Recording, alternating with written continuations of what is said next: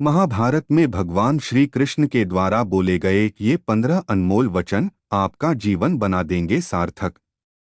नमस्कार मित्रों, आपका हमारे चैनल विज्जू बासीवाल में पुनः स्वागत है। महाभारत को पंचम वेद कहा जाता है। अगर महाभारत में भगवान श्री कृष्ण के द्वारा बोले गए उक्तियों को अपने जीवन में आत्मसात कर लिया जाए तो जीवन सार्थक हो जाता है। महाभारत की कहानियां आज भी प्रासंगिक हैं। महाभारत में भगवान श्री कृष्ण के द्वारा बोले गए अनमोल वचन आज भी लोगों के जीवन में लागू होते हैं। आज यहाँ हम जानेंगे भगवान श्री कृष्ण के ऐसे ही 15 अनमोल वचनों को। एक कर्म का फल व्यक्ति को उसी तरह ढूंढ लेता है जैसे कोई बछड़ा सैकड़ों गायों के बीच अपनी मां को ढूंढ लेता है।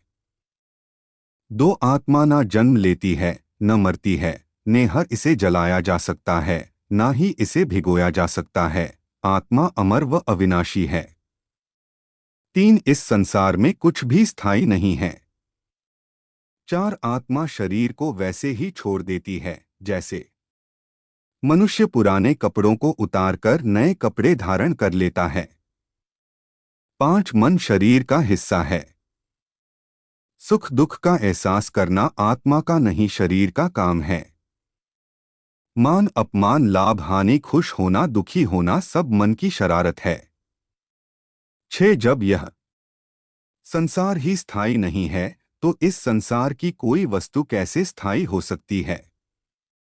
7 मैं सभी जीवों में विद्यमान हूँ, मैं चींटी में भी विद्यमान हूँ और हाथी में भी विद्यमान हूँ। 8 सारे रिश्ते नश्वर हैं और केवल शरीर से जुड़े हुए हैं।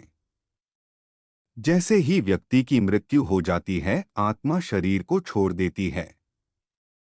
आत्मा का शरीर से जुड़े रिश्तों से कोई नाता नहीं रह जाता है।